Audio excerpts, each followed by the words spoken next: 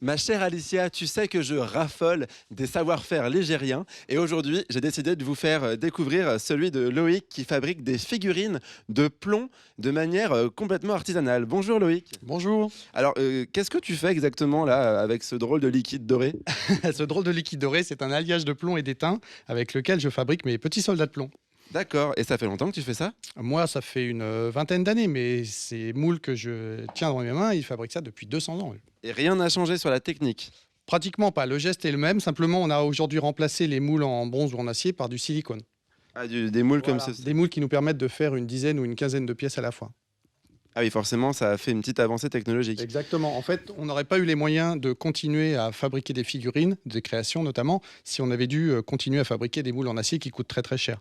Le silicone, ça nous permet de faire plus de figurines, donc qu'elles coûtent moins cher, et si jamais on rate une collection, c'est pas très très grave. Et donc ça refroidit instantanément quasiment une fois que c'est versé dans le moule. Voilà, parce que le métal chaud est au contact du métal très froid. C'est pas chaud. Pas très chaud normalement.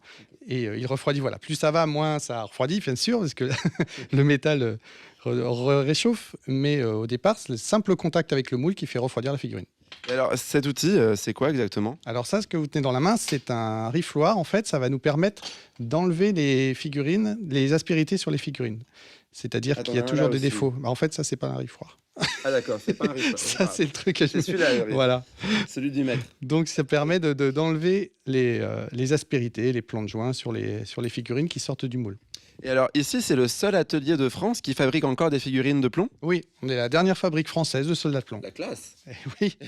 Et comment en fait t'as eu l'idée de reprendre cette société? Comment ça t'est venu cette passion? Alors, c'est pas ma passion au départ, c'est celle de mon père, qui était le plus grand collectionneur de soldats de plomb et de CBG Mignot depuis le milieu du XXe siècle à peu près. Quand la société a fermé en 92, il n'a pas pu s'y résoudre. Il a décidé de la sauver en la rachetant et en la ramenant. C'est son fournisseur en fait. Exactement, voilà. Il n'a pas trouvé d'autre moyen de se fournir en figurines que de racheter la Et fabrique. après, il a transmis cette passion. Voilà, j'ai commencé par travailler avec lui et puis il y a une dizaine d'années, il m'a passé la main et donc je dirige la société aujourd'hui. Bon bah super. Alors ces personnages, ils n'ont pas encore de tête, donc on va aller passer à un autre atelier pour leur donner la tête et un peu de couleur, c'est On ça? va faire ça ici, mais avec un autre moule, tout simplement. Ah bah tout simplement. Alicia, quelqu'un veut te parler, regarde. Salut Alicia. Ah j'adore ton émission, je suis fan. Ouais, moi aussi je suis fan.